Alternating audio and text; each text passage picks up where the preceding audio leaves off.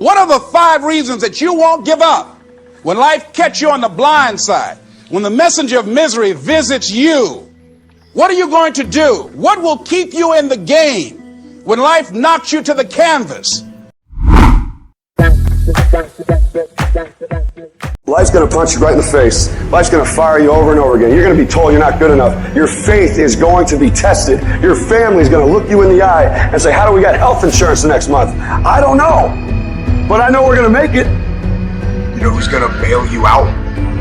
You know who's going to come and rescue you? You know who's going to come and save the day? No one. No one's going to come and do it for you. You're going to have to do it all yourself. See, the Buster Douglas that fought in the last fight was not the Buster Douglas that fought Mike Tyson. See, the Buster Douglas that got knocked down while fighting Mike Tyson had gotten out of an alcohol recovery center. His mother had died. His wife was ill with a terminal illness. He was considered a nothing, a bum. So when he got knocked down, Buster Douglas had a reason to get back up, because he said, I'm dedicating this fight to the memory of my mama. Life is hard, man. That's what it's about. Life is a challenge. If you don't work as hard as you can, if you don't sacrifice everything, if you don't get rejected and keep coming back for more, if you don't get your loyalty tested and your faith tested, you don't love that thing if you bail out. So if you fought through all that, that's love. So you've got to have some reasons that when life knocks you down, and it's going to knock you down.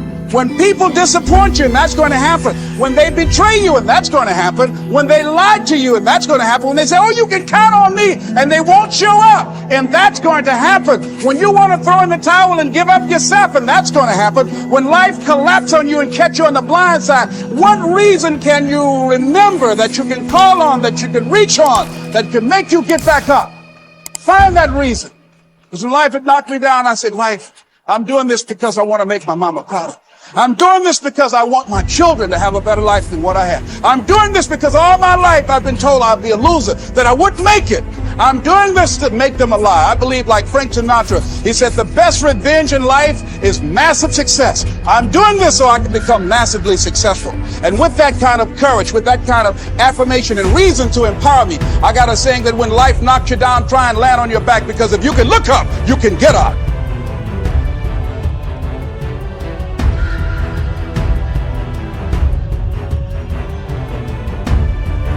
You don't have to be grim, but you do have to be serious.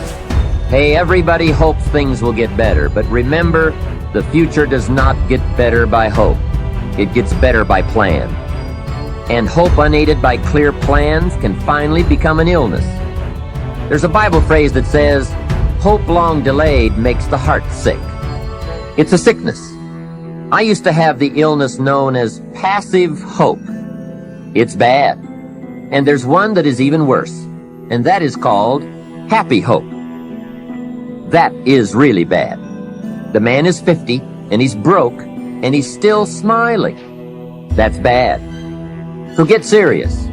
Make plans. Put them on paper. My suggestion from experience. There's a phrase from the Bible that goes, without dreams and vision, we perish. How true. Humans have this unique ability to aspire, to dream, to go for something, to become something. Without that, life is not life. We must have dreams and never give up on our dreams. I'd like to share a few ways your use of time are affected by or influence the achievement of your goals. Have you ever thought that without some very clear written goals, you never even need to consider managing your time? Time essentials come from objectives well defined. Time can't be critical if objectives aren't defined. Now you might be one of those uniquely fortunate individuals who can keep all their objectives and purposes clearly defined in their minds and operate from that. But I wouldn't take the chance. Write your goals down and set careful priorities. Sometimes priorities are determined by the season. For a farmer in springtime, the season dictates his most important activities. During the spring, a farmer must work around the clock, burn the midnight oil, and keep the equipment running because he has only this small window of time for the planting of his crops. One of the difficulties of living in an industrialized society is the losing of the sense of seasons. When to pour it on, when to ease back, when to take advantage.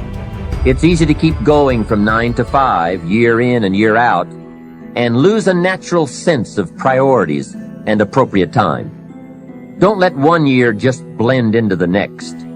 Keep an eye on your own seasons, lest you lose track of values and substance. Part of setting priorities is learning to separate major activities from minor activities.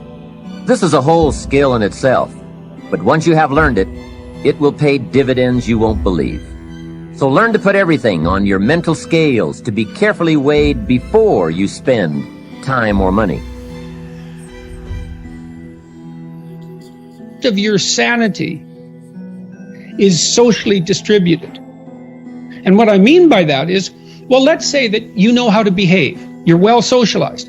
You can play with others. Now, I said already in this conversation, if you didn't learn to play with others between the time you were 2 and 4, you will never learn.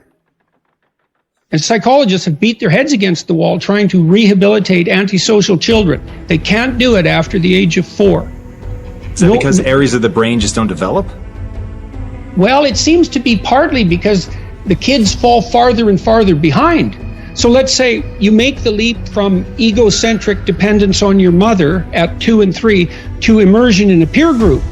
Well, then you pick peers that are at your same developmental level, and you chase each other up the developmental ladder. And the longer you're out of that, the farther you fall behind. And so, you know, kids, 5-year-old kids might come across another 5-year-old kid who tends to cry too much if they don't get their way. And they'll say, we don't want to play with the baby. And what they're saying is, we have to find someone who's at our developmental level, shares our developmental horizon, so that we can mutually scaffold our further development. Now, they're not going to say that, obviously, but that's the situation. And kids test each other out when they first meet. So do adults. Game. Can you play? Are you playing at the same level as me? I'm playing my game at the level that will further my development. Can you play along with me? If not, well, maybe you're lower in status and I can pull you up as a mentor. Maybe you're higher in status and I can learn from you. But if you're a peer, we can play together. Anyways, if you're acceptable to your peers and you behave well, they'll accept you. And then they tell you all the time if you're acting appropriately. You know, if your jokes are funny, if you're dominating the conversation, if you're bringing something of value to the table.